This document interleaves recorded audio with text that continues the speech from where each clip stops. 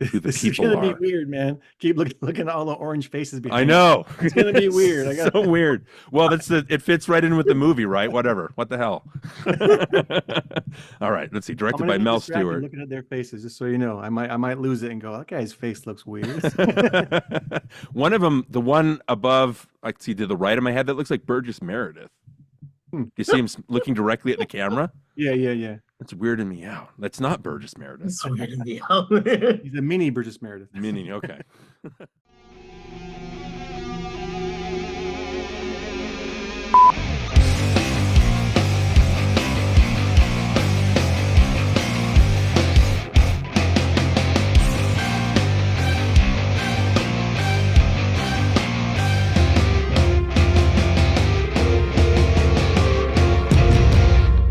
Okay, welcome back to NostalgiaCast. I'm Darin Lundberg. And I'm Johnny Craddock. And today we'll be covering Willy Wonka and the Chocolate Factory from 1971, directed by Mel Stewart, starring Gene Wilder, a bunch of other people. Based on the book by Roald Dahl, 1964. But man, it's been a long time coming. John, we wanted to welcome back Phoenix Clouden. Yes, welcome back. How are you doing, my friend? It has been so long. Long. First of all, before you give us an update, give us your titles, where are you reviewing films, and what's your profession, and all the accolades. Yeah, so it's been so long that my show ended, and I've been pretty much focusing on just getting school done, and that's been my major priority right now. I still doing a few reviews. I write now for Geek Vibes Nation. Yeah. So I do a lot of the stuff for them, and pretty much just staying up with my critics group. So that's been all my focus since the show ended. So yeah. What was the reason that the podcast ended? Can you tell us? Is that something you can? Was there drama? Is it in the tabloids or what? it was a little drama. It was a little drama. We were looking to switch up the show how it was being run, and then at the last minute they didn't want to do it, and so instead of revamping or trying to do it a different way, it was just like, you know what, it's best to end it just right here. And sucks because there's still some days where I'm like, oh man, I would love to review that movie on the show, but it is what it is. So 4 years, nearly 200 episodes. Wow. Great run. I think it was a good show. There's hope for, maybe a new show in the future, but you never know. Okay. That's cool. Yeah. Well, again, you're missed because Film Code, we've talked to you about it before. It was such like a free, how do I say it? Like a freestyle kind of laid back, just a couple of friends or a few friends, however many people you could gather together, just talking about movies. Your last episode, I listened to it again today because again, I was looking for clues why, because I couldn't find anything. I looked up the National Enquirer or things like that, why Film Code stopped, but I couldn't find. Yeah. So I was listening to Superbad again. I was just like, this show's so great. It's just. It was really good. And, yeah. it just happens. It just happens. Yeah. Okay. Well, obviously it's good having you back on this show. Last time we talked about Ghost and the Swayze. Which you are just an absolute joy. So it's like we were talking about off air. It's been too long since we've had one of these conversations. Way too long. So it's great seeing your face, great hearing your voice. So Willy Wonka and the Chocolate Factory, when we were planning on doing stuff, I told you, well, we're doing 70s movies. If you'd like to join us for that, feel free and send me a list of things you'd like to cover. And there was a few on there that I think we'd already covered or we were planning on covering. And then I saw Willy Wonka and I was like, oh, well, that's one I haven't chatted about in a long time. If you wanted to give us a little bit of history, why was Willy Wonka on that list? Was it one of those that you hadn't seen or one that you had? You sent me tiers of different movies, right?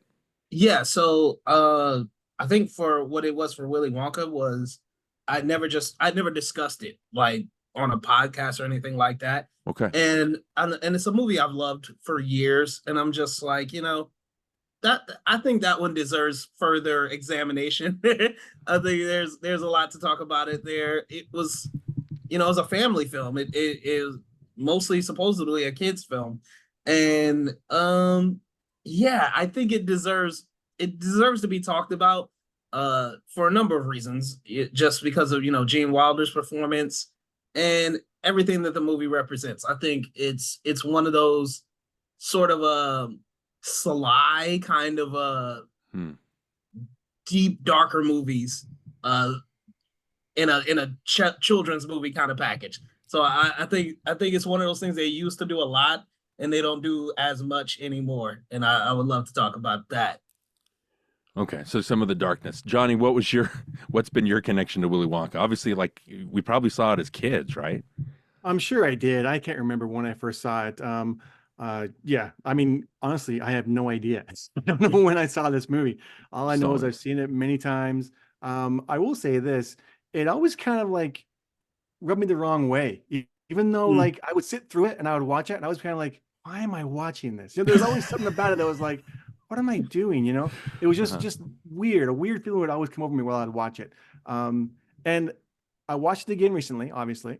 And I have to say, Gene Wilder makes this movie for me. Without him, I wouldn't like it. Like the parts when he's not in it, I get bored and I want to just kind of get to Gene Wilder scenes. That's all I care about watching is him. And so yeah, I mean, like I say, different kind of movie, but yeah, family friendly, fun. But for me, Gene Wilder is it. Well, we were talking again off air. I'm kind of recording from a different area in our house because there's drama going on downstairs. So I'm weirdly surrounded by Oompa Loompas on my on my avatar.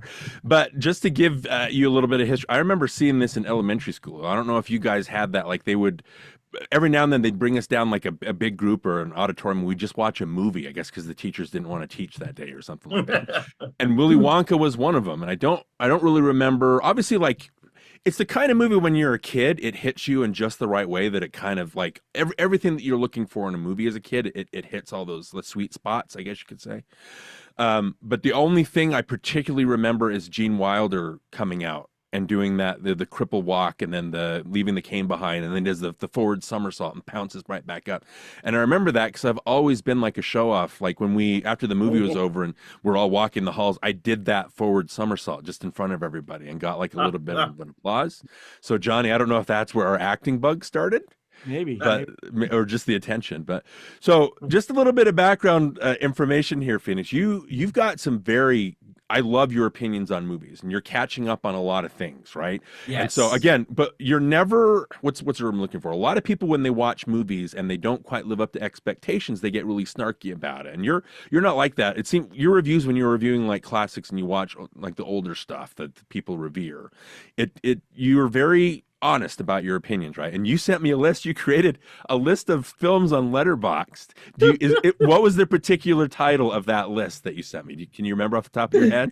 Yes, it's a list that said, geez, I actually have Letterboxd up right here. I can pull it up. I want to get it precisely, yeah. And give you the precise title of that list. Jonny, you're gonna love this. Is movies white people have said for years were great, but turns out they're complete ass. So you sent me a link to that list, and I opened it up, and I think I messaged you back saying, "I think you created this list specifically to hurt me." Was this movie on that list? No. Here's a few of the titles. Like Phoenix, you asked, well, really, which one? So I wrote you a list back. Raging Bull is one. Grease is one. The Breakfast Club. Mary Poppins. This is the one that really hurt me. Raiders of the Lost Ark. And Fury Road. Now, here's the thing, Phoenix. I only bring this up not to get you in trouble with our listeners. But when I saw that list and I remembered, oh, we're covering Willy Wonka. How do I explain to him that I don't like the movie Willy Wonka without it seeming like I'm a 12-year-old trying to attack him back? Like, oh yeah, like that kind of thing, right? So anyway, so I watched it again and I was like, okay. So the thing with Willy Wonka is that when you're a kid, you like it. And then I think there's a stage where you grow up and you're like, well, how can I like that movie? It's so dumb with like all the Oompa Loompas and the songs. It's like, that's not for me, right? And so you start getting snarky with it. And so same thing with, I don't know, it's The Wizard of Oz. I think both movies are kind of the same tone-wise and fantasy-wise and kid-wise, but like you, out of all the movies, and John, we've talked about this before, that I started watching in the 90s, Wizard of Oz was one of the few that I was like, I don't get it, Like, I don't understand the praise for this. And Willy Wonka kind of fits in there. Watching it again, though, I was able to appreciate a lot of the more snarkiness stuff that I don't know, I haven't seen this in like 10, 20 years. And so it was just watching it through different eyes. I'm on kind of a different phase right now. So I don't, again, I don't despise it. It's just interesting. And like you said, I was like, exactly what you said. Like, what can we talk about? Did we lose Johnny? I think we lost Johnny. Uh-oh. And anyway, he just he got kicked off. Okay, well, we'll wait we'll wait a little bit. Anyway, how did that happen? I have no idea. He's gonna have to join back up. So anyway, just off air, I just want to let you know, I didn't take offense to to any of those movies. I just thought it was interesting. Oh, Raiders of the Lost Ark is that's one that's like so widely revered, and just to hear somebody say it doesn't work. Like, what was it about Raiders? I have such a funny. It was so funny too when I saw it, because it was during the pandemic. And during the pandemic, movie theaters were bringing back older movies for people to watch so they could, stay open. And I was like, oh my God, they're bringing back Raiders. I can finally see this movie. Yeah. Like, I'd never seen it. I was like, oh man, yes. I'm gonna become an Indiana Jones fan. Finally, I'll be able to know what the hype is about, right? And I went and I saw it, and by the time it ended, I was so confused that like I was so confused that I literally went home and watched it again on your TV. Okay. On my computer, I was just like, I had to have missed something, like, because I'm like, I don't understand how we got a franchise that literally just had another movie like last year, off of this movie. Like, I was just like, what? And I mean, like John Williams' score is iconic, right? The boulder chasing scene is great. Him shooting the tall guy with the whip, that's fantastic. All these things are like funny, great, like key moments. Yeah. But as a story, I'm like, what? Like, it just didn't make any sense to me. And like, there's a movie, I don't think it's on that list, and I think I hesitated to put it on there because I don't quite consider it as, but I do think it's not as good as people have said it is. And that's E.T. It reminds me a lot of E.T., where it's like there's these iconic moments where I'm like, oh, I see why the moment makes this movie like enduring as it is. Yeah. But like the story, the cohesiveness of the story is not there. And I think for me, that's what it was. It was just like, I don't like this. Yeah. Okay. Well, yes. It was like you talked about with John. It looks like Johnny's still trying to get back on. I don't know what's happening, but so I don't know, like talking about the Superbad episode, that's a movie that's revered. And when me and my wife finally sat down and watched it, was on video, we hated it. It's so bad. And it's weird when you watch a movie that is so wildly praised by so many people, and part of you feels like, am I missing something? Am I just an idiot? You know what I mean? But like when so here's like you talking about that. The thing is that I do think that there are kids like that, but I was never part of that crowd. And I do think it's like a fantasized version of that, like an infantilized and fantasized version of that. But I didn't recognize any of those kids. And like you talked about, it was so strange hearing you talk about how the language and the swearing was too much. Yeah. Right? Because that's what, how many times did they say it? They say it like 200 times, like the F word. Yeah. Right? It was like, and I guess because I'm not sure what year it came out in, but like there was a time when that was funny. Like excessive cussing was really funny. And I don't know when that was, but I missed it. Like, I totally missed it.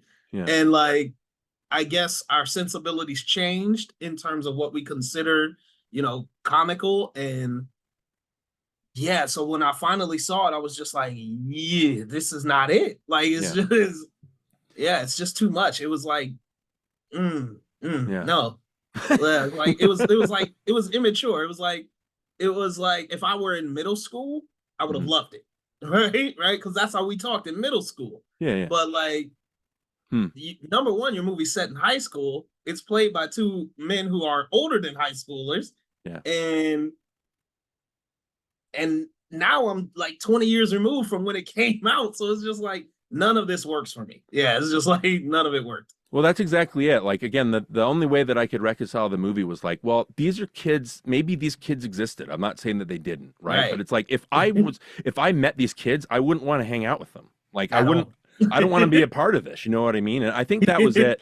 But it's one of those things, you know what I mean, where it's like, I get the connection. Like, some people really have a connection to the movie. It's like, but it was not my thing. Like, if you're looking at 2017 movies, I think Juno, I connected more to that than Superbad. Yeah.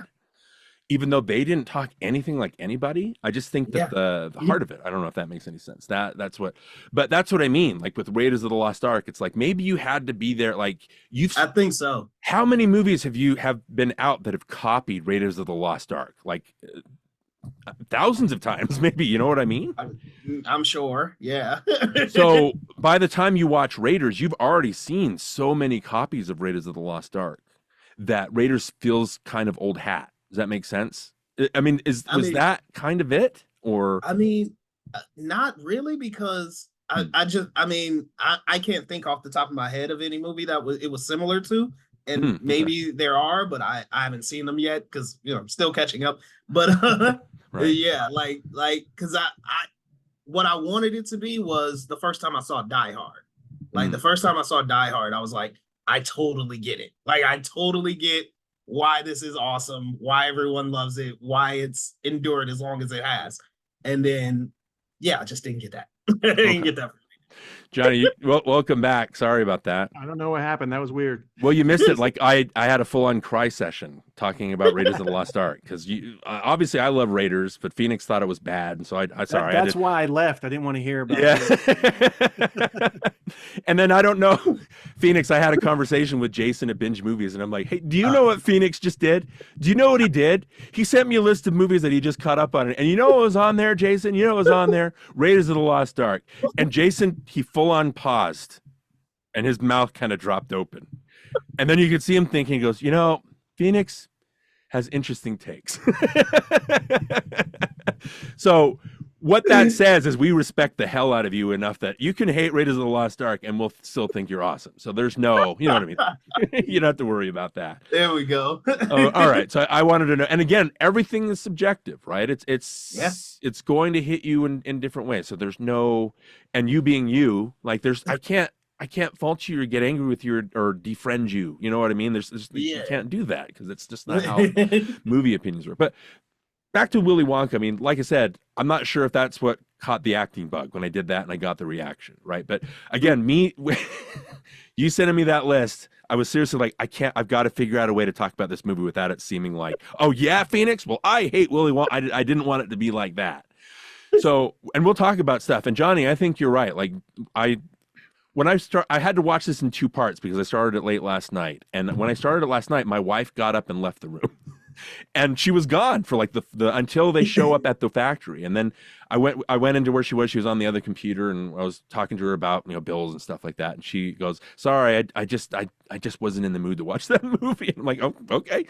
So it's funny because you can be snarky about the movie, but the one thing I said when I started it up again, and she didn't leave the room this time. I think maybe I said Gene Wilder is this movie. Like reading about it, that thing, like, first of all, when they were trying to cast things and they had Roald Dahl, because Roald Dahl, I thought it was interesting. He was writing the script, or he's credited for writing the script. But if you look at the credits, he actually wrote just an outline and he pointed to scenes that he wanted from the book.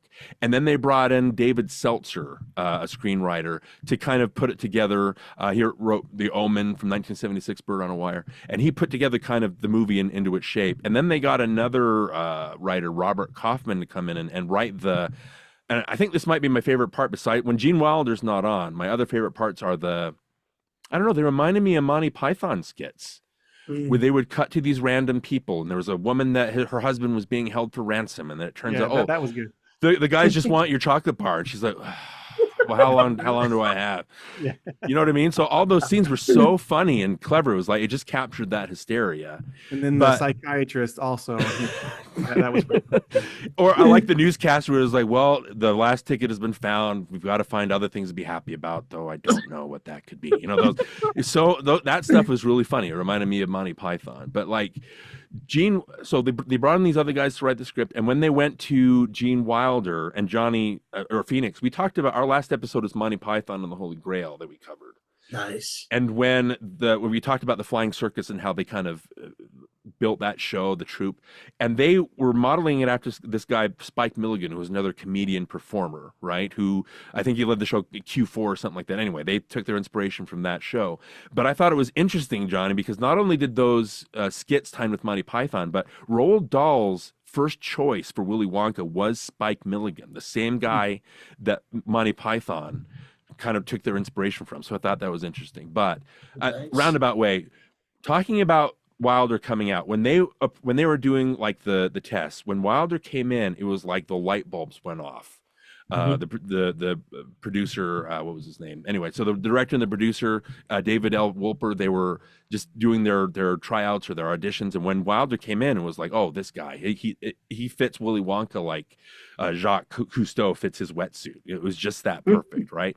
But what I thought was really fascinating was that Wilder's stipulation. He said, if I take this part, I want to introduce Wonka coming out as a cripple.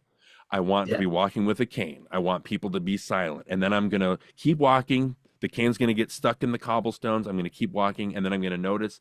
And I'm going to do a front somersault and jump up and everything's great. And the director, Mel Stewart, was like, well, why do you want to do that? And Wilder said, because the instant I do that, you're not going to be able to tell if I'm telling the truth or not. And I thought, oh my gosh, what kind of inspiration is that Wilder was able to bring that to the movie and make such an inspiration? I mean, Phoenix, let's start off with you, obviously, for Gene Wilder. What is it about his performance that you think is so iconic here? Like, okay, there's two ways to look at this movie, I think. I think you can look at it as a very whimsical, very lighthearted, very innocent, childlike film. And in that, then Gene Wilder is this sort of magical, mythical creature. You know, he's almost Mary Poppins-like in that, you know, he's got these wonderful things that he creates and these dazzling worlds and all of that. And he's a magician and he's fun-loving. And then there's the other way that you can look at this, which is this is actually one of the 7 circles of hell. Oh, yeah. and Gene Wilder as Willy Wonka is the devil incarnate. And the Oompa Loompas, his demons. Yes, the Oompa Loompas are demons, and the children represent you know, the worst attributes that we have, the greed and sloth and vanity and all of that. And so in that case, the fact that you can look at it either way and Gene Wilder fits both of those archetypes perfectly, that's why I think he's the heart and soul of this film, because you can listen to a song like Pure Imagination and it sounds so sweet and so like caring. But at the same time, if you look at it cynically, it's like that's just how he lures you in and takes everything away from you. So it's like that balance, I think, is so incredible. I don't know if that's in the story or if that's something he brought specifically, but I think the fact that he can play both sides of that so well is on one side amazing and on the other side absolutely terrifying. Well, it's interesting that you call it the circle of hell, because Mel Stewart described, when he's describing Wilder, he said that there's something sardonic and demonic in Wilder's eyes. And I think Wilder always had that. He always had kind of an edge where you didn't know what he was thinking. I mean, what is it, Johnny, about Wilder's performance that you particularly like? Why is he this movie for you? Well, yeah, I'll get to that, but I do want to say I can see what Phoenix is saying here. Oh, yeah, okay. There is definitely You there's a can't just darkness. drop something like the Seventh Circle of Hell and then not talk about it. There's a darkness in this movie. It's not just, lighthearted, family-friendly fun. There's a darkness there. And when Gene Wilder just gives you those moments, like on the boat, and he starts to go, I forget what he says, something about the world is spinning and things won't stop, Yeah. turning, whatever. Man, that moment right there, you kind of go, is this guy crazy? Like, he's crazy. And he just performs it so well. And then the way he doesn't care whether or not the kids are okay. You know what I mean? Like when he falls into, oh, he'll probably be okay. He's going to the furnace or whatever it is. Yeah. It's just so funny. And I've always liked Gene Wilder, and I recently watched that documentary on Netflix where Right. they I talk think we all about did, yeah. his life and everything. And not only did he come up with the whole, summer salt front flipping when he introduced himself, he did the walking up and down the stairs, like he'd go back up the stairs and back down and kind of kick his leg a little bit and then like whack the cane and stuff. It's just so clever. Those are all his ideas. And that's what I think makes him so great in this movie. It's not in the script. It's just something that he did and it is instinctive, and it's just a good acting because he's in the character. And so that for me is why it's so impressive. But I went back and I watched all of Gene Wilder movies that my wife hadn't seen. So we watched Stir Crazy. We watched, I think it's See No Evil, Hear No Evil. And we watched, what's the other one? The Producers. She hadn't seen the Producers. And so we watched that. And it was great. I didn't even watch this one until yesterday because I was like having too much fun watching the other Gene Wilder movies. But yeah, I think he's great. Great. It's weird because you mentioned See No Evil and Stir Crazy. Obviously, Johnny, we covered Silver Streak. So obviously Silver Streak, Stir Crazy, See No Evil. It's Gene Wilder really came out of the gate like swinging, right? And it's weird because we talked about Richard Pryor in that episode. It's like Richard Pryor doesn't, beyond Stir Crazy, I don't know if, or the Toy maybe, or Brewster's Millions, I don't know, it just seemed like they sanded the personality off of Richard Pryor. And Richard Pryor is better in his stand-up shows or the Live on the Sunset Strip, that kind of thing. So it's funny that they were such good friends, but Wilder seemed to find that sweet spot and Richard Pryor always seemed to struggle with it. But it's like, seeing them in those movies, we talked about like lightning in a bottle, that kind of thing. It's just, and then I think Gene Wilder, after a while, he just kind of, Woman in Red, I think he directed, kind of, his personality kind of disappeared. I don't know, like he wasn't as strong a performer. You know what, does anybody agree with that? I mean, Phoenix, what do you think as far as Wilder's career? Are there any other movies that you loved him in? Yeah, I think you're right, because he came out of the gate so hard. Like so many of like the first few films that you think of from Gene's are like some of the greatest of all time. Like, I mean, these are films that are like etched in people's minds as some like the strongest stuff that any actors has done. So I think, when you start on that high, the further you go, it's gonna be harder. It's gonna be harder to land. And he always had great comedic timing. Always. And you know what I'm saying? And he's got a great look. Like the wide eyes, the wild hair, it just works in so many different ways. You know what I'm saying? You put him in a hat, he's gonna just bring something unique to that. And I think he was like a tremendous improv performer. But again, it's just, when his tool was as sharp as he delivered his best work and just got duller over time. It's again, like his first movie was Bonnie and Clyde, and then The Producers was the same year, like again, right out of the gate, right? Mm-hmm. Willy Wonka, like a couple years after that, Blazing Saddles, we talked about, Young Frankenstein, The Frisco Kid, I really like that one with Harrison Ford. And maybe directors or studios just didn't know what to do with them, or maybe he just kind of didn't know how to keep that voice. It's just interesting, but at least we've got some iconic performances from the guy. Phoenix, you talked about like his face. He's got either a warm face or a terrifying face. It's kind of like the Kuleshov effect, where you could just show a still frame of Gene Wilder just looking normal and say, this is the nicest guy on the planet. And it would cut to his face, you go, yeah, that makes sense. And then it would cut to a narrator and go, now this is the most terrifying man on the planet. And it would have cut back to the same exact photo of Gene Wilder. No change, exactly the same. And you go, oh yeah, he's terrifying. It's just, he's got one of those faces, you know what I mean? But it's like, which makes him perfect for Willy Wonka, because he's doing that duality so well of this kind stranger. Because I mean, the concept of Willy Wonka and the Chocolate Factory is probably the part where I think as you get older you go, what? like there's this town, I guess, where he's extremely popular, He makes the best chocolates, and suddenly decides that he's going to open up a contest, and the winner gets a lifetime supply of chocolate.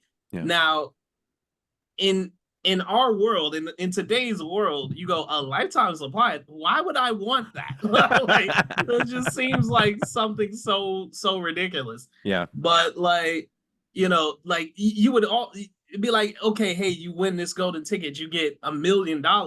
Okay, fine, I can understand that. But a lifetime supply of chocolate, like, and everyone goes crazy for it. So like, it's so outlandish, it's so ridiculous that, you know, having him in it, and he has to bring this level of sincerity to that role that I just think is so brilliant. It's just so brilliant. And I think the way that this movie is written is very well executed in the way that it layers these characters in and makes everything feel real, even though everything seems like it's just slightly off from where it should be. Well, that's the thing, right? Like Veruca and Augustus and Mike TV, they're all, we all know kids like that, right? But here it's like, it's elevated to an extreme, so that, oh, this is like 8 of these kids combined into one. You know, no kid is going to be this awful, but if you know, you've got to hit that spot, and you've got to make your point really quick because you've got so many characters. And I think the screenplay does a really good job, and the actors do a really good job with that. You know what I mean? It's like they all kind of hit their what's the word I'm looking for? Their strides or anything like that, or they just suit their characters. The one that I wanted to, Veruca saw, who's the actress that plays her? God. Julie Dawn Cole. She has a part when she said during her song where you can see her getting like riled up and upset, and then she stops and she calms herself down. And I'm like, this girl is a psychopath. You know what I mean? But it plays it so well that it just works. I mean, as far as the kid actors go, I mean, Johnny, what are your thoughts on any of that? Well, it's funny you mentioned that part, because that's actually a part that's always bothered me, because she seems like the sync is off with her mouth and the song. Oh. It's not quite synced right at that moment. Yeah. I don't know if it's because she's holding her mouth open longer or something, but it doesn't seem like she's lip syncing it correctly or whatever. And so that part's always bugged me. And it's only that one scene where she kind of like calms herself down and everything before she grabs the cellophane and throws it at Willy Wonka. But anyway, I thought she was great. I thought she was fine. I think for the most part, they all, like you say, they all hit their mark. They all do a good job. She was a bad egg. I know Charlie, the guy who played Charlie Bucket, that was his first movie. Like, Peter Ostrom. Yeah. Yep. Yeah. Mhm. Yeah. And he did First and I think only. Yeah, he really? doesn't really. If you watch it on Amazon, you know how they have the X-ray and it tells you all the actors and stuff like that. Like Peter Ostrom's name isn't up there. Like it doesn't. So they just don't have like information on it. They got everybody else's, but they don't have his. But again, you're talking about Denise Nickerson as Violet. You're talking about Paris Themin as Mike TV. I know that out of all the kids, Wilder had a problem with Themin. Yeah. He said he was a brat on set, and he's like, but I love him now. I love him now. And then Michael Bolner, I hope I'm getting his name right. He couldn't speak a lot of English, so that's why his part is kind of limited, and he disappears first. But you know, again, you're trying to make these points, and you have to hit them quick, right? Because they don't have a lot of screen time. You know, so there's no time to be subtle. I don't know if that makes any sense. Yeah. But for a kids movie, I don't really expect subtlety unless it's like a Pixar movie. You know what I mean? It's kind of yeah, I agree. I don't know, because I haven't read the Roald Dahl book, but I believe it was intended for kids. Yeah. Because you know, so much of the messaging is you know, teaching kids how not to behave, right? You know, don't be gluttonous, don't be, you know, arrogant, don't be lazy. You know, it's given those sort of things. And Charlie is like the epitome. He's like the ideal child. You know, he's humble, he's kind, he's, you know, those are the qualities that they want you to have. Mm-hmm. That's why we follow him and why good things happen to him, right? But there, like I said, there's so much darkness to this movie. Because and I was gonna say this for later, but the biggest darkness that I have for this film is the grandparents. Like, you know, just loafing around, like you know, we gotta split a loaf of bread, you know, because y'all don't want to get out of bed. Like, what is this? Depression? Like, Yeah. like, get up, you know, and Grandpa Joe's the worst offender. Like, you know what I'm saying? You got your kids there, and all it takes is some chocolate and you're dancing and singing. Like, really? Like, I hate you. It's just ridiculous. But yeah, I just think I think those characters are there for a reason. I still haven't figured out what it is, but like I feel like they're some sort of obstacle that is, it's not for Charlie. I think it's for us as an audience. Like, these, what is this? What is their purpose? Because it's like, why aren't you helping? Yeah. You're in poverty, like, and you're lying in bed and can't move. Like, what is the, was it eating cabbage polio? water? Right. What was the disease? Was it polio? Was it just old age? Was it laziness? Was it depression? What was the reason that they could not contribute to the success of their family? Well, it's funny because 20 years they laid in that bed. One of the notes I have is, do they not bathe? Have they not showered or bathed in 20 years? Pajama. It's got a stain on it, if you notice. Yeah. The other note I had, what is that stain on Grandpa Joe's pajamas? And then the other note I had is when the mom is doing laundry and she's just taking clothes and she's swirling them around in a water bucket. I'm like, don't mix that up with the cabbage water. You know what I mean? Don't use that for the cabbage water. You don't need that extra flavor. It's so strange. Man. I think that the grandparents, they just, Phoenix, you're right. It's funny. I've heard the grandparents brought up a lot, but I haven't heard it brought up that way. Why aren't you helping out? The mom's doing everything herself. They're barely holding on. You're living in a shack. Get up off your ass and do something. It's like, why are you just lying there and collecting bed bugs? And the bed bugs must have been awful. I think the kids, we know kids like that today. Like, we could gather like a bunch of kids together, and you'll find a Violet Beauregard in there. You'll find a Veruca Salt in there. You know what I mean? Yeah. But the grandparents just look worse and worse. It's like, everybody's helping out now. And you're like, I guess in the 70s it was okay, but it's 40 years past the 70s, 50 years past the 70s. Get up and do something. You got to help out. None of this lounging around. Yeah. So, or, get a piece of chocolate. I guess that does it. Well, that's the other thing too, like a lifetime supply of chocolate. To me, it'd be like, well, that's great. I'd have a candy bar a day. Like, great. Yeah. I mean, chocolate makes some people happy. I don't know. But so talking about, like I said, when that first, the therapist scene comes on, like, obviously, like, it's a kid's show and they sing the Candy Man and all that. And I was like, when you guys were growing up, did you have a candy store that you would go to and all your friends, like 20 of your friends, would show up at the same time and go and collect and just eat candy and buy candy? Is that a shared experience with us?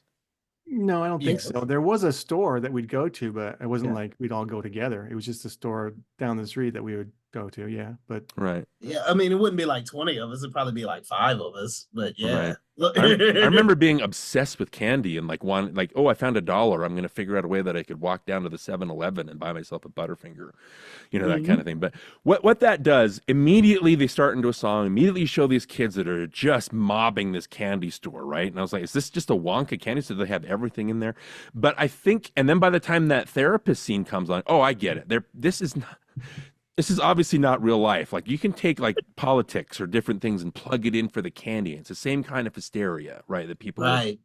And it establishes that. The other note I had is I like that it starts off with kids being obsessed with candy, like the dance fighting at the beginning of West Side Story. It lets you know exactly what kind of movie you're in for. You know what I mean? Mm-hmm. And then by the time the therapist scene comes on, I think that's really smart. It's like I said, it's very Monty Python-esque, not just the way that it's written, but the way that it's shot. It just seemed like, oh, Eric Idle and John Cleese could be playing these parts, right? It had that kind of humor.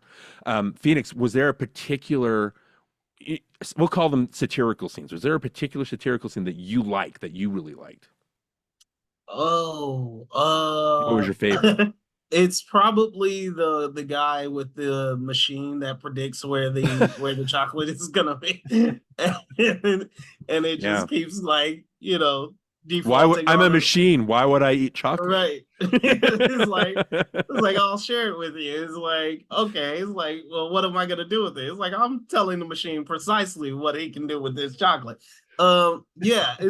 It's all of those, because I think they're just they're great filler. They're great filler, and they show this world that is so vastly different from just anything. And like we'll obviously we'll probably talk about it later, a little bit later, but like in the most recent one, the most recent Wonka, like you sort of get an idea of how we got to this point, right? Where it's like, okay, this is a very isolated place, and it seems like their world revolves around very, very simple things. And I love the way that they can create sort of real life situations out of what is kind of like an abstract idea. That's what those scenes, the satirical scenes, kind of remind me of. Yeah. So I'm so glad that they're in there. Johnny, what about you? Do you have a particular favorite? I don't know about a favorite, but I did like the psychiatrist scene. I thought that was probably the one that made me laugh the most. Just tell me where it is. Yeah. Yeah, I do like the newscaster really cracked me up. You could just tell that he was so depressed when they found that last. It was just so great. Again, it's like you said, it's a heightened reality. It's trying to make a point. And again, it's a musical, obviously. So you're obviously, you know what I mean. Your mind is kind of attuned a little bit differently. So I think structure-wise, the movie it makes its points very, very well. The only thing I'll say is the Oompa Loompa, the way that they shoot.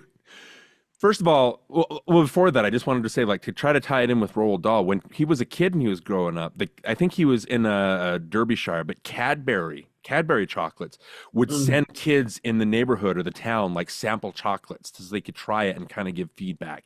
And then there was a like Round Sheet chocolate was another like a competing chocolate. So Roald Dahl was able to see these guys competing, and they would send spies into each other's like factories to try to figure out their recipes. And so I thought, because again, when I was like, are kids like this? Was this real? Did they send spies? It's like, oh, apparently they did. You know what I mean? It's like it's funny that it's based in reality. And Phoenix, you're right.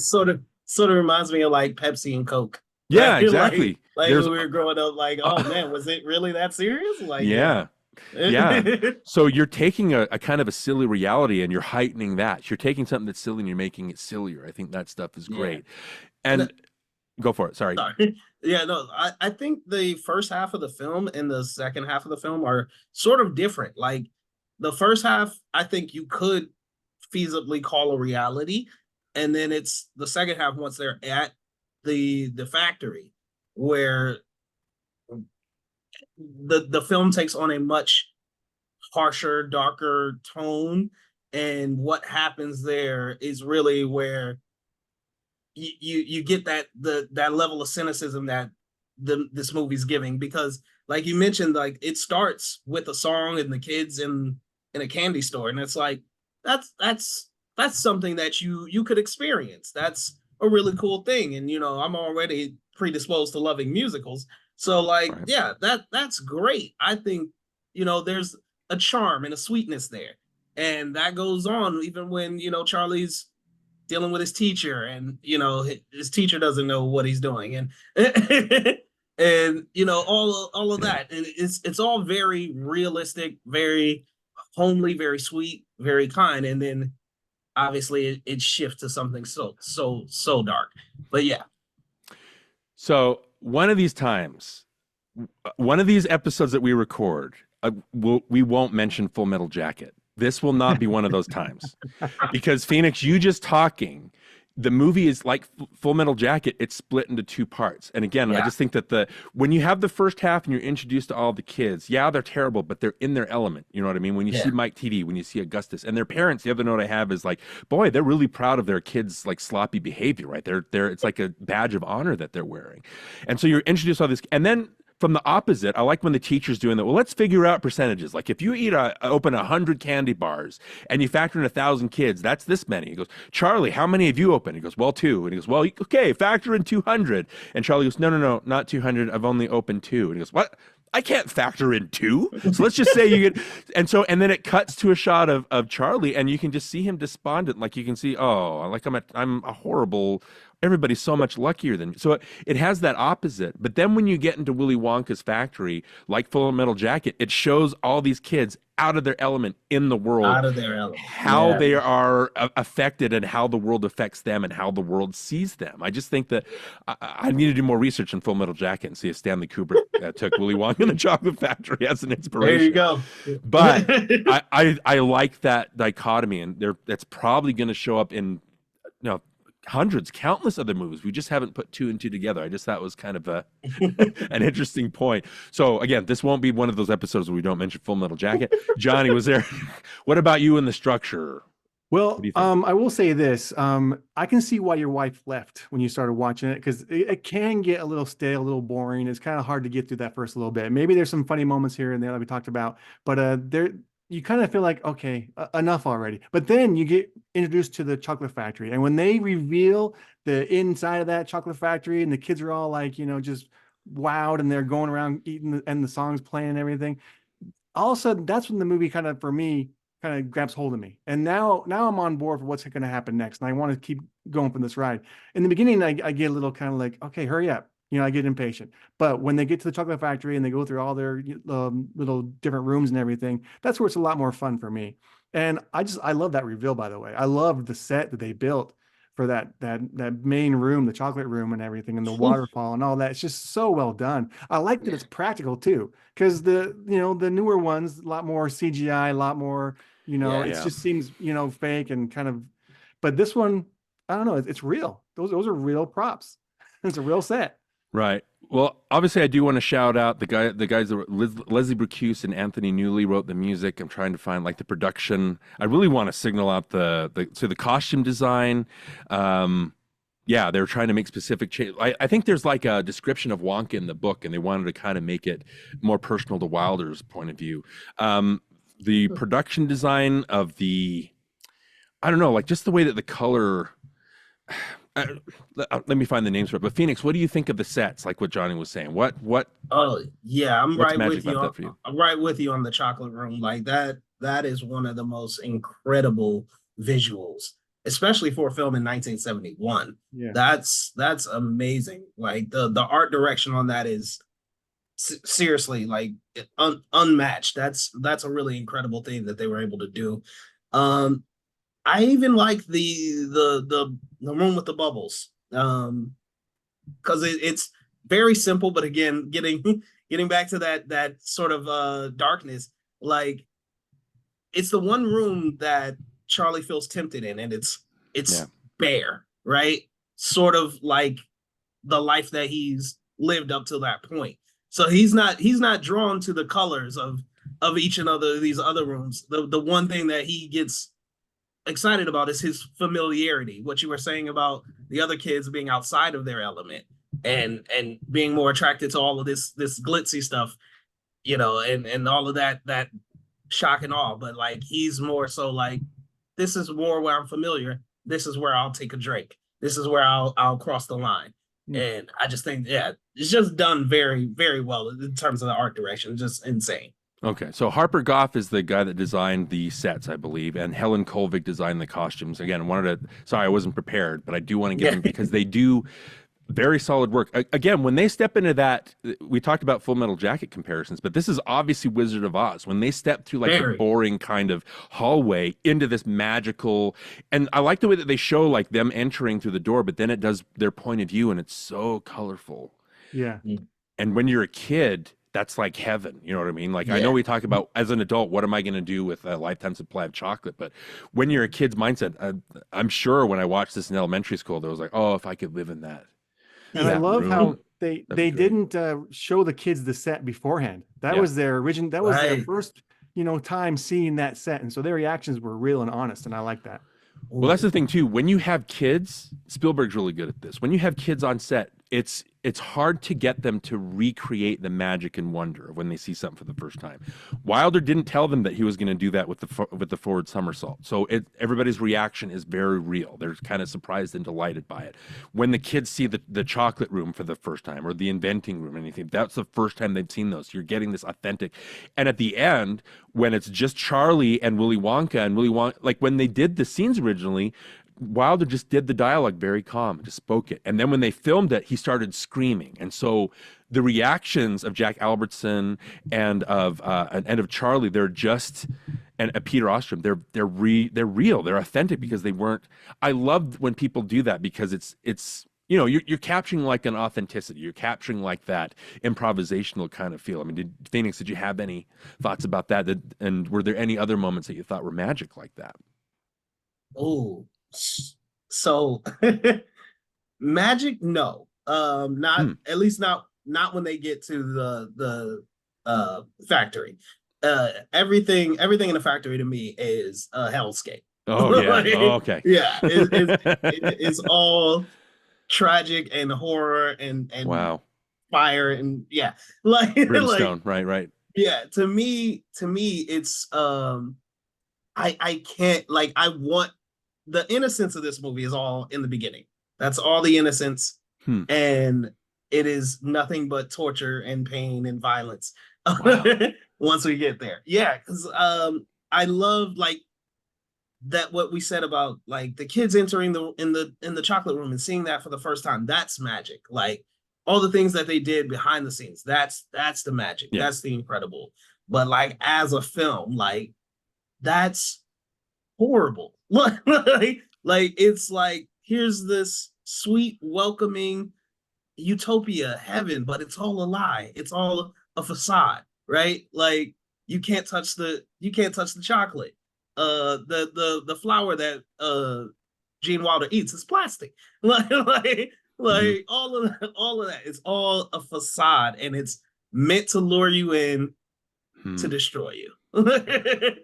And well, I love that. That's interesting too, because like Violet's hell is, you know, the other kids are outside of it, right? I mean, she's so gluttonous, and so she eats this thing and it turns her into a blueberry, right? I mean, that's her hell. She becomes what she eats, right? But all the other kids are like, well, that's not my problem. When Veruca Salt is in the room with the giant goose, like she running around, like terrorizing the Oompa Loompas, and then she gets swallowed up and thrown in the garbage, right? It's the opposite of how she wants to be. But every other kid is looking at like, well, I'm glad that's not me. Like, this isn't scary. She deserved that. Like, I saw that coming. Johnny, what about that's Phoenix? Wow, that's a great kind of perspective. Johnny, what do you think? When you mentioned that last scene, sorry, I want to go back to this real quick. When you mentioned that last scene with Gene Wilder and he freaks out at Grandpa Joe and Charlie, like that's the scene that always stuck with me, like throughout my life. Like when he has that monologue and he yells and he screams at Charlie or Grandpa Joe, man, I remember when I first saw it thinking like, wow, like what was that? And thinking, it kind of left me feeling just kind of icky and weird. But then as an adult watching it, I'm like, what a performance. Like, holy crap. It's so good. Like, I want to be that good. You know what I mean? And so that's always stayed with me. That acting performance by Gene Wilder in the end there is just, man, it's superb. But you're also talking, if we're going back to that, every room is a child's hell. Charlie's hell is that he goes in and it's Wonka. He grabs some bills or something like that, envelopes. He's like, well, I've got a lot to get to. And then when he goes in and he gets yelled at, Charlie's hell is that, you know what? You've been treated like nothing your whole life, and that's what you get. You get nothing. Right. Everything that you've pride yourself on, you get nothing out of it. You know what I mean? So that's, again, fascinating. This is why we need you on more often, Phoenix, because you're able to point out things like that. I was coming around because, again, when you go in that office, I know that everything's cut in half and it's interesting, but it just seems very mundane. You know what I mean? After you've seen all the magic of the factory, or the hell of the factory, however you want to look at it, after you've seen all that, it kind of goes into this office and it's like so mundane and so ordinary and so boring that you're kind of like, oh, it makes you uncomfortable. You're like, what is it? I don't understand the dichotomy. It's the magic. It's the facade fading away, right? Yeah. So it's like, yeah, you've seen all of these incredible things, but at some point somebody's got to do the work, right? And that's what that is. It's like, okay, you see that he's taken the hat off, he's taken the jacket off. He's no longer the magician. Right. He's the man, and the man has to pay the bills, has to do all of the hard work. And that's why you see it's very mundane, even though, like, yeah, it's designed a little quirkily, but it's basically just straightforward. And that's the facade just vanished. And I again, I love this movie because it is so unsettling. It is deeply unsettling. And it's just sorry. That moment too, though, when he freaks out and yells at them, and you feel kind of unsettled. Then when Charlie gives him the gobstocker back, and he just transforms into somebody else, and now he's this like nice, gentle, loving, caring person, and that also is unsettling because you're like, he was just yelling at them, and now he's like, here, have my chocolate factory. It's like, it's weird. It's a weird dichotomy there. It's unsettling because at any moment he can turn on you. Again, it's that Kuleshov effect. It's like that's what a psychopath is. It's like, I don't feel comfortable around him because he can be nice one moment and like abusive and horrible the next. He makes you feel like you want to trust him, but you're not sure you should. Right. And again, with Wilder saying he wanted to come out pretending to be crippled and then doing the forward, that is such, reading that today, I was like, holy cow, that brought something to the movie. And I don't know if they'd planned it, but it just seemed like that, having that in there inspired the rest of the movie, because there's so much payoff now. Because you don't trust him. You don't is it the facade? And we like him because he's Gene Wilder, and I love how he speaks like French and German and things like that. And he's quoting Shakespeare and all this stuff. It's so entertaining. Every choice that Wilder makes, I'm in. You know what I mean? I'm like, that's great. Like, nobody else could do it like this. But what I wanted to say, basically the mundanity of The Office, and I started talking about the Oompa Loompas a little, and then I kind of dropped the topic. Roundabout way, I only remember the Willy Wonka stuff. I only remember the Chocolate Factory stuff. When I watched it again the other night, I was like, oh, I don't remember that there were other songs. I don't remember Cheer Up Charlie. I don't remember all this stuff. Oh yeah, that's part of the stuff. And but when I think of Willy Wonka, I only think of the factory stuff. Mm-hmm. And I think when I started out the conversation saying, how do I make this so it doesn't come off that I hate the movie? What I remember most is the Oompa Loompa songs, which I don't like. Whenever I would do the Oompa Loompa stuff, first of all, I think everything's shot in a way that you could look at it as hell. You could look at it as heaven.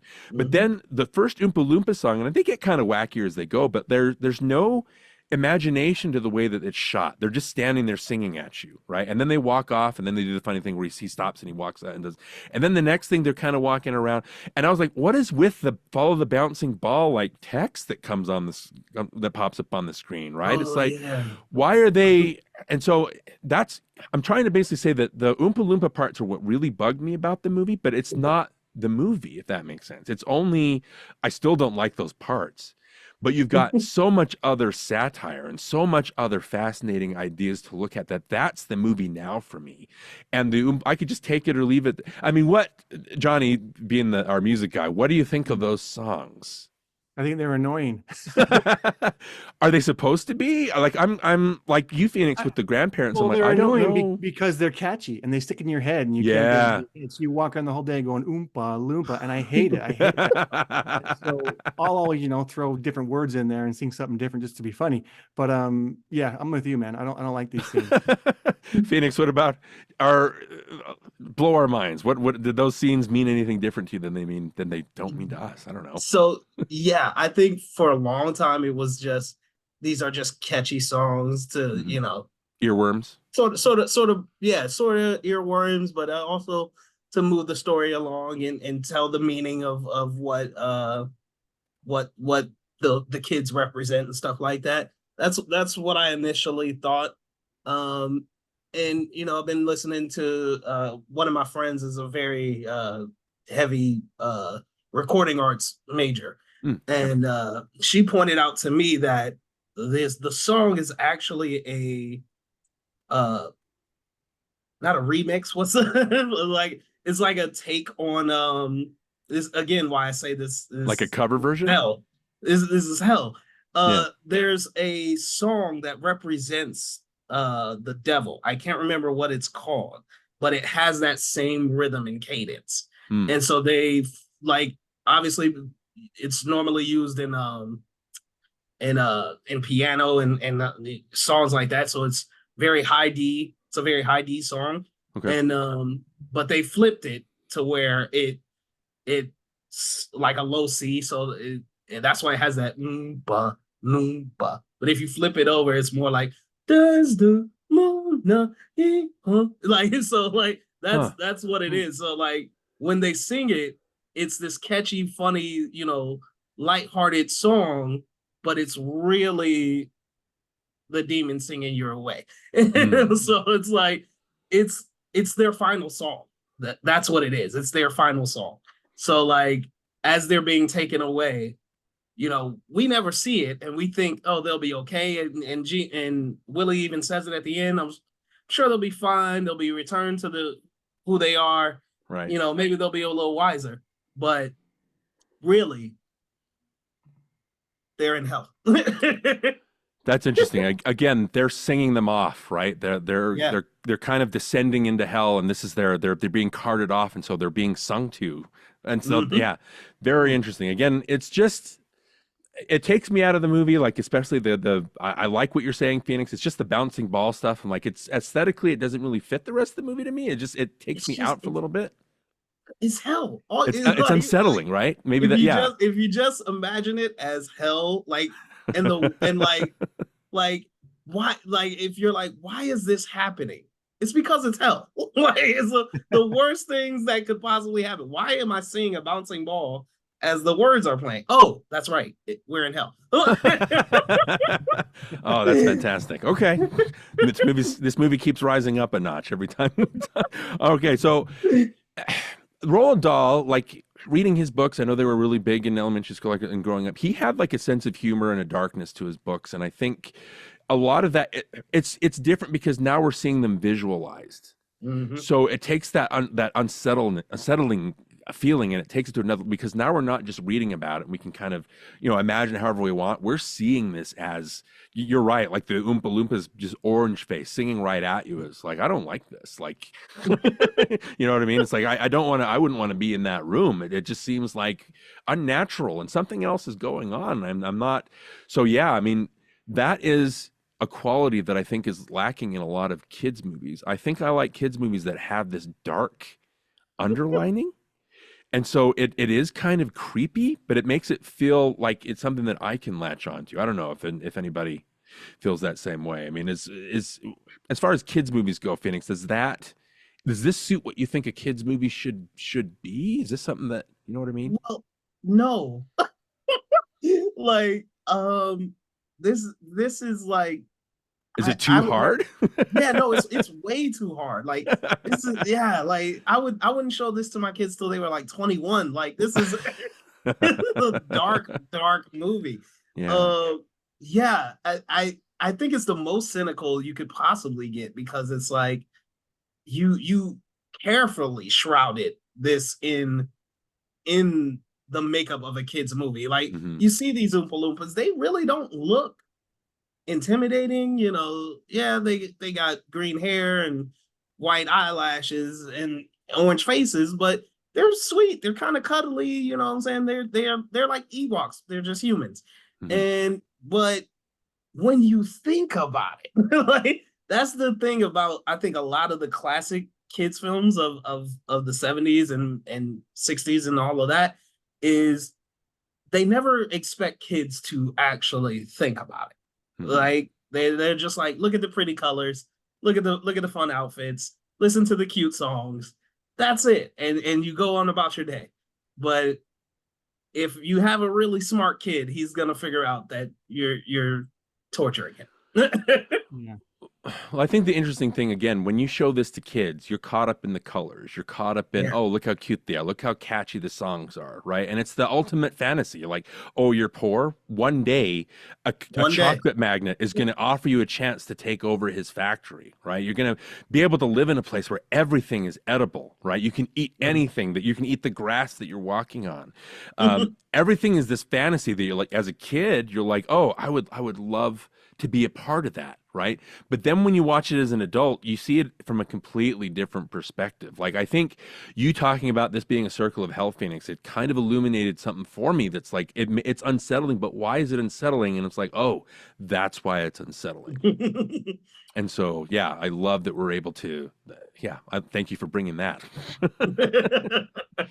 Johnny, what do you think about like kids movies and how does this suit or fit into? Would you show this to your kids? Did you show this to your kids I already? did show it to him, but I can see what you're saying, Phoenix. I totally get it. Like you, Darren, I now know why I was so unsettled as a kid watching this movie. Yeah. I didn't know it back then, but now I do.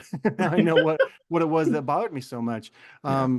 Just real quick, I want to say this. Like, I do like that all the Oompa Loompas are different actors in this one. Yeah. And rather than just having Deep Roy play everyone or Hugh Grant. Sorry, Hugh Grant. Yeah. Anyway, like I like that they all have a part and it's not just one person. So I appreciate that. Yeah. Well, that might be a good kind of segue. Did Phoenix, did you have any last words on Willy Wonka and the Chocolate Factory just as a movie itself before we talk about the Tim Burton version? It is the darkest, greatest movie I've ever seen. Hmm. And as much as I love it, no one should ever watch it ever again because it's horrible. It's like the I Spit on Your Grave of kids movies. Yeah, really.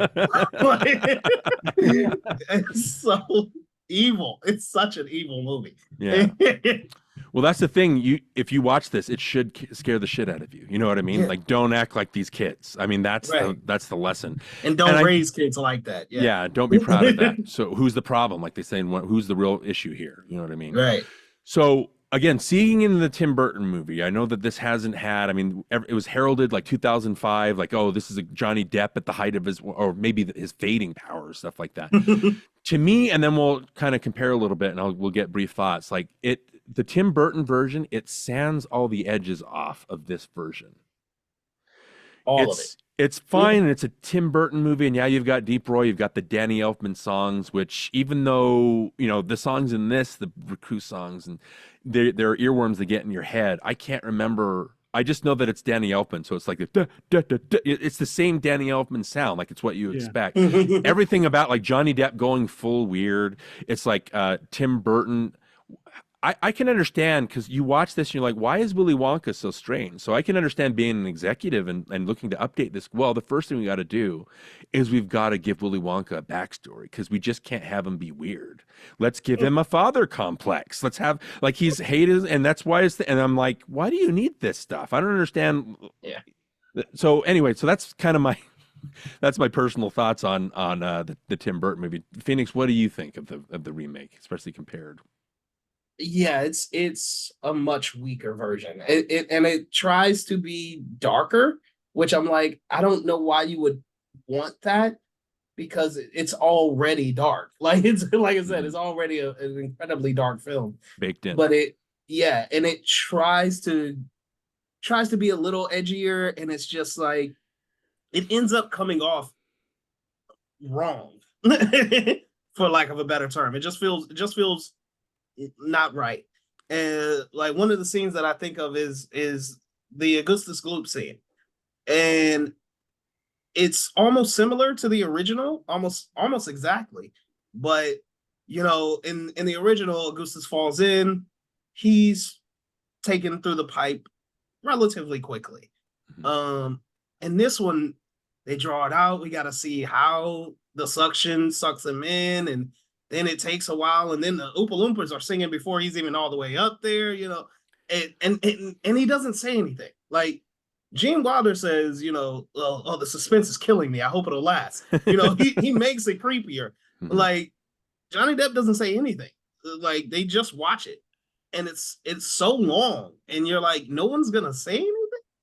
We're just watching this happen. Like something about that. It's not dark in the same way. It's wrong. It's like someone should do something at some point. This is just wrong. So it's just like yeah, they were trying to go edgier, and I think they missed the mark a great deal. Well, Tim Burton's interesting because when he first started out, like you were excited to see a Tim Burton movie, like, oh yeah, it's another Tim Burton movie. And then by the time this came out, or the Dark Shadows movie, you're like, it's a Tim Burton movie. Because you know what I mean? It's like his style it doesn't adapt or it doesn't change. And it just, when you make it tries to make it darker, but it also makes it more syrupy sweet. Like giving Christopher Lee, I know that Tim Burton loves Christopher Lee, and that's why he's in the movie, right? But like having him do this whole thing, it just added weirdness, and then it adds like a sentimentality to the movie that doesn't need to be. I don't need to know that Willy Wonka had father issues. You know what I mean? It's just Yeah. it's darker, but it's more. It tries to be darker, but it ends up not darker. It just ends up more sentimental. I mean, Johnny, what are your thoughts on the remake? Well, I don't like the Tim Burton one. I will say this though, I can see why they picked Tim Burton. Like I think he was probably the right choice for a remake for Willy Wonka. Like he has the, the quirkiness and he has the, steampunk style stuff that he's known for.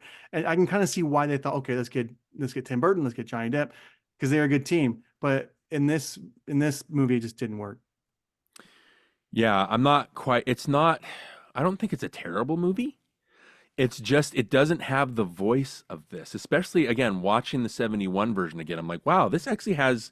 It made an impact. Like I remember the songs. Like I remember specific scenes. Like I remember Gene Wilder. It makes a point and it makes all its points very well. And again, just the problem with doing a remake, if you're just gonna do the same thing over and over again, you're just comparing it a lot of the time. And like I said, the edges just sanded off. It's not quite as impactful, and you don't walk away unsettled. Yeah. You know what I mean? Yeah.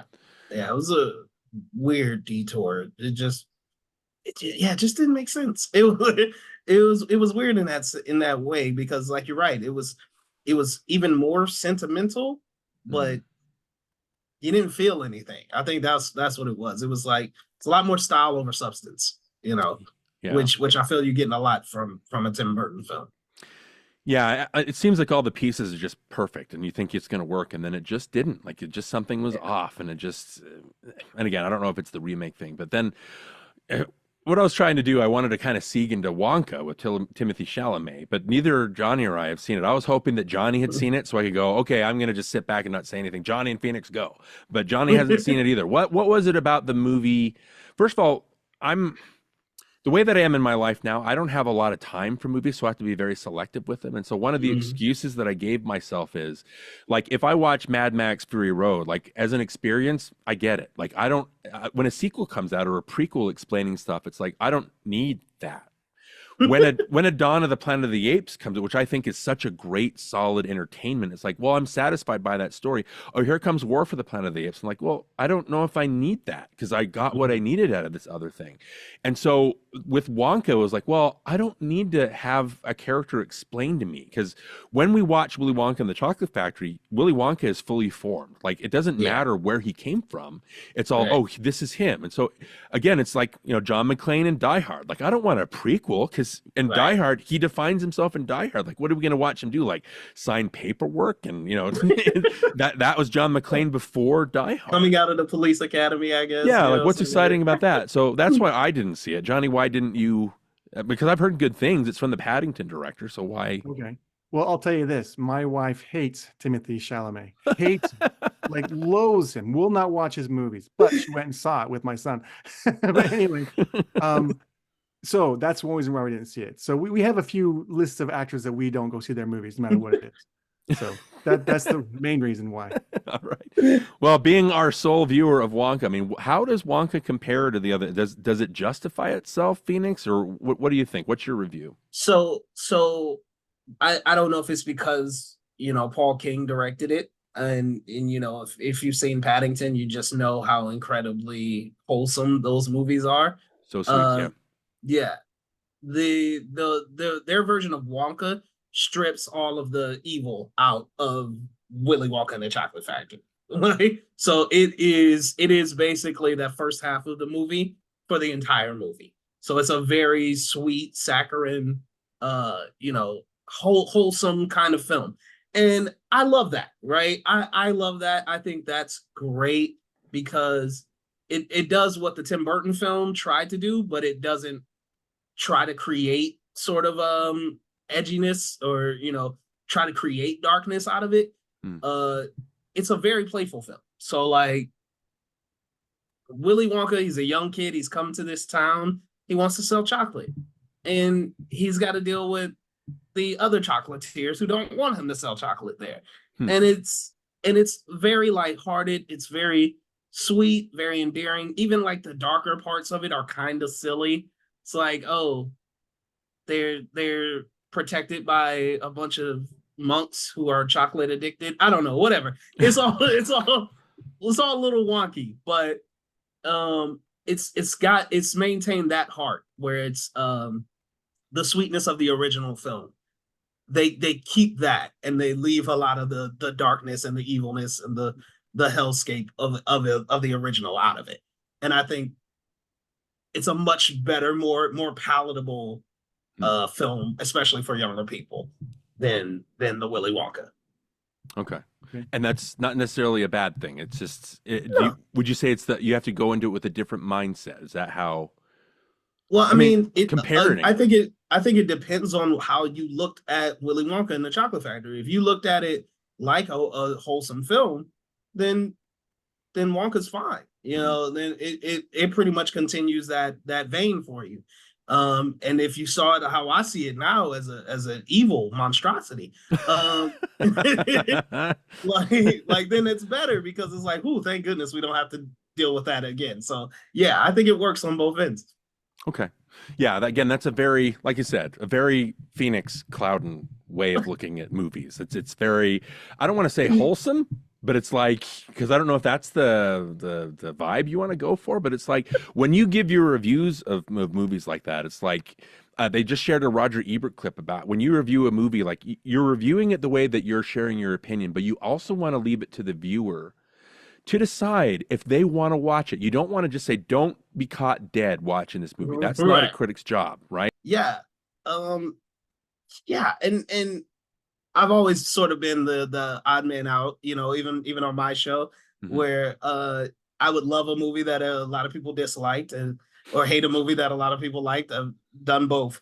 But yeah, when it came to Wonka, I just thought, you know, it's perfectly fine, right?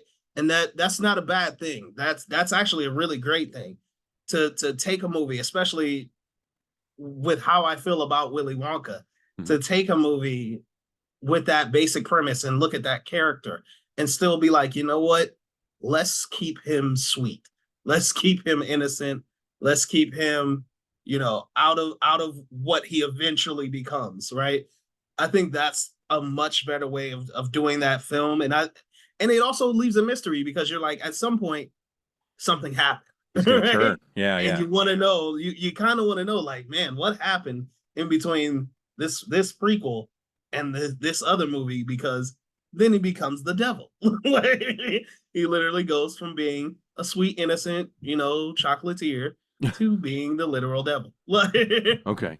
So does it leave, I guess the question that I want to ask you about the movie is, does it leave the door open to get to that point? No. Okay. That's interesting. Okay. Well, that's a choice. Like, you hear that Paul King directed it and you're like, well, this is going to be a sweet, but sweet in a way that's never saccharine. The Paddington movies are sweet without, I don't know, pushing the point too much that you kind of feel gross they're very, very sweetly done. So, I don't know if Johnny's going to come back on or not. Maybe we'll have to redo this part. But I mean, I've missed your laugh, man. I've missed conversations. I missed film code. Again, going back to just another thing on Superbad, like, it was such a relief, because, like I was saying, it's like as soon as you went, well, I'm going to be the negative Nelly here, you know, and it's like, oh, woo. Because again, I did not like that movie, and but your conversation about it was, again, it wasn't hateful. It wasn't like, if you like this movie, you're an idiot. It's like you kept saying again and again, I just didn't like it. I think I was past my time. Yeah. You know, I just saw this at the wrong time. But again, it's interesting that a movie like that, like, I don't know, there's still people that are addicted to it because it just kind of hit that sweet spot for them. Yeah, and I mean, something like that always happens. You know, I'm sure if I look through, you know, my taste in films or whatever, I can find a movie that, like, you know, at the time, like, oh yeah, like, this was the greatest thing. This thing hit like cook crack. But you know, and today, like, if someone were to watch it, they go, dude, are you okay? Like, why are you like, why do you like this? This is really, really bad. And they could point out 7 ways to Sunday how it's bad. And I'm like, yeah, I see that. I don't really care. Well, you have to have your own opinion. You know what I mean? Yeah. You have to. I mean, you don't want to be a stick in the mud. You don't want to like show up and like, well, I'm not going to hear you out. You know what I mean? Like, this is my opinion.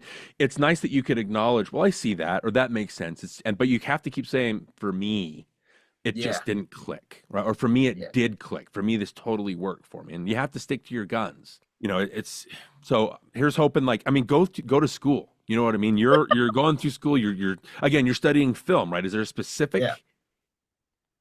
Well, right now it's pretty all encompassing. Okay. When I transfer to my 4 year, I'll be in the writing and producing vein. So that'll be where I place my focus on. So Wow. Okay. And that's because again, it's funny that you say you're going to school to study these things. It's like, well, it seems like you already know what you're talking about. Like, why would you need to go to school for something like that? But it seems like you're trying to hone it and make it something. And so again, that's something to really appreciate. So again, Phoenix, let us know, like Film Code is backlogged. You can always listen to that, but let us know how we can, you said you write for Geek Vibes Nation. Geek Vibes. Yeah. Geek Vibes Nation.